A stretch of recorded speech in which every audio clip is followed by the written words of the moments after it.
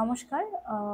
দেখুন, আমি একজন খুবই ছোট্ট একজন ক্রিয়েটর, খুবই ছোট। আমি জানি না আমার কথাগুলো আদৌ কারোর কাছে পৌঁছবে কিনা বা আদৌ কেউ শুনবে কিনা। কারণ আমি না সেই পজিশনে আছি, না আমার কাছে সেই পাওয়ার আছে যে লোকে আমার কথা শুনবে। হয়তো শুনতে ইচ্ছুক না, জানি না। দেখুন, আমি আম মানে রিসেন্টলি যে ঘটনাটা ঘটলো মেয়েটার সাথে, আম ওটা নিয়ে না আমি অনেকবার ভেবেছিলাম যে আমি কিছু বলবো না। কেন বলবো না, তার কারণ হচ্ছে এটাই যে আমি যদি এইভাবে বলি তাহলে লোকে এটা আমাকে বলবে যে আপনি ভিউ কামানোর জন্য বলছেন। দেখুন, আমি বলছি না যে আপনারা সম্পূর্ণভাবেই ভুল, কারণ অনেকেই আছে ভিউয়ের জন্য করছে, সেটা আপনিও জানেন, আমিও জানি। কিন্তু এই কথাগুলো আমি যদি আপনাদের না বলতাম না, আমি না মানে আমি ঠিক মানে আমার যে ডেলি রুটিন থাকে বা ডেলি প্রসিডিওর যেগুলো থাকে সেগুলো না আমি ঠিকমতো ফলো করতে পারছি না। দেখুন, এই কাজটা হওয়ার পরে হুম, আমরা তো সবাই সত্যি কথা সত্যি আমরা তো সবাই অ্যাজ এ হিউম্যান আমরা সবাই ফেল হয়ে গেছি আমরা ফেল। কারণ আহ, যার সাথে এই ঘটনাটা হয়েছে আর যারা করেছে সবাই তো মানুষই ছিল। তো মানুষ যখন পশুর চেয়েও খারাপ কাজ করে, তখন তাকে পশুর সাথেও তো আর তুলনা করা চলে না। তো এইখানে আমরা মানুষ হিসেবে ফেল হয়ে গেছি সবাই। আর আমি এই জিনিসটা সারা জীবন মনে করতাম যে আপনি শুধু মানুষ হয়ে জন্মগ্রহণ করেছেন মানে না আপনি তো আর মানুষ হতে পারেন। আপনাকে মানুষ হওয়ার জন্য মানুষের মধ্যে দু একটা কাজ করতে হবে, কমসে কম দু একটা কাজ করতে হবে। দেখুন, আমি জানি না আদৌ ফিউচারে কি হবে, আদৌ যারা আসলে দোষী তারা শাস্তি পাবে কি না, বা আহ, আসলেও যারা ঘটনাটা ঘটিয়েছে তাদের কিছু হবে কিনা, নাকি অন্য কাউকে সাজিয়ে ঢুকিয়ে দেওয়া হবে, নাকি এইভাবেও কিছুদিন খুব এটাকে নিয়ে বলা হবে, করা হবে, তারপর একটা দিন সবার মানুষের যেটা নেচার, একটা সময় চলতে চলতে একটা সময় সেটা বন্ধ হয়ে যাবে। এটাও হয়তো সেরকম হয়ে যাবে কিনা জানি না। আর একটা কথা, আপনারা মোমবাতি মিছিলে হাঁটছেন, আপনারা মিছিল করছেন, খুব ভালো কথা, কিন্তু সেটা প্লিজ একদিন করে তারপর দিন সেটাকে ভুলে যাবেন না।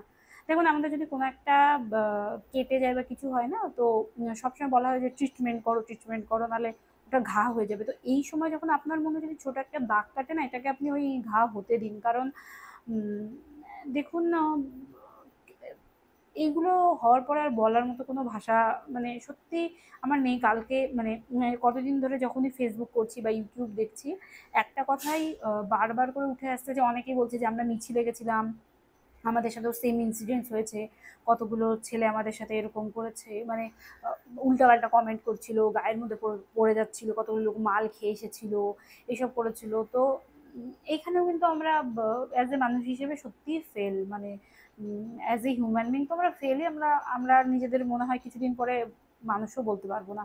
আর আমার মনে হয়, দেখুন, অপরাধটা যত গুরুতর হয়েছে, তাই না, শাস্তিটা তার চেয়ে অনেক বেশি গুরুতর হওয়া উচিত, যাতে এরপরে কোনো লোক এটা ভাবতে গেলেও, করার কথা ভাবলেও তার ভয় লাগে। এটা তো হওয়া উচিত, কিন্তু আদৌ কি শাস্তিটা হবে?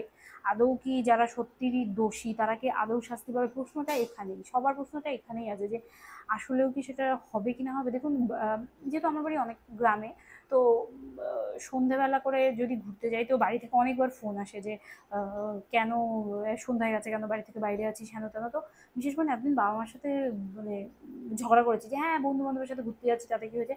কিন্তু এখন না, এরপরে বাবা মার সাথে ঝগড়া করার সাহস কেন, নিজে হয়তো সন্ধ্যার সময় বাড়ি থেকে বেরোতেও ভয় লাগবে।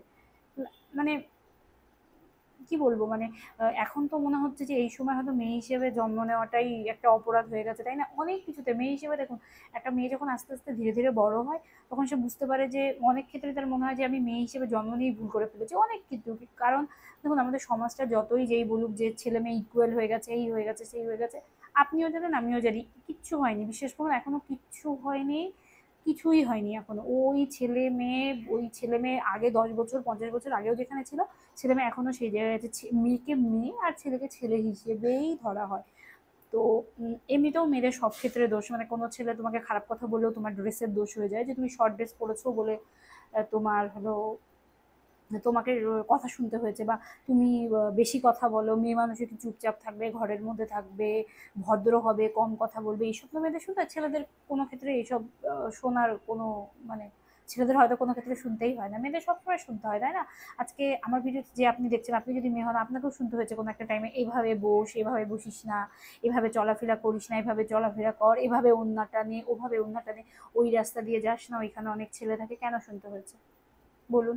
ছেলে মেয়ে যদি ইকুয়াল হয় তাহলে কেন শুনতে হচ্ছে, তাই না? আসলে আমরা বলার সময় অনেক কিছুই বলি, কিন্তু বাস্তবে যখন চলে আসি না, তখন বাস্তবটা একদমই আলাদা, হিট করে দেয় অন্যরকম করে। আর এই সমস্ত ঘটনাগুলো ঘটে ঘটে ঘটে ঘটে আমাদের আরো তো চোখে আঙুল যে দেখিয়ে দেয় যে আমরা তো as a human being fail.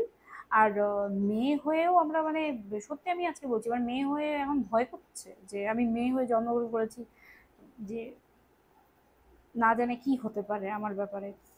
তো আমার এইগুলো কথা বলার ছিল, কারণ আমি মানে বিশেষ করুন জানি না কেন সবাই সবাই সবাই বলেছে, তারপর সবাই নর্মাল লাইফে ফিরে যেতে পারছে, কিন্তু আমি না মানে আমার মাইন্ডে না ওটাই চলছে সবসময় যে কেন কেন কেন, মানে কেন হচ্ছে বা কেন হচ্ছে এরকম টাইপের। আর একটা আমি ছোট কথা বলতে চাই, দেখুন যেভাবে দেখতে পাচ্ছি তাতে তো মনে হচ্ছে সবাই ভালো, সব ছেলেরাই ভালো, সব মেয়েরাই ভালো, কিন্তু আমার এখানে আরেকটা প্রশ্ন আছে যে সবাই যদি ভালো হয় তাহলে এই সব ঘটনাগুলো কারা ঘটায় বা এই সব ঘটনার সাপোর্ট কারা করে?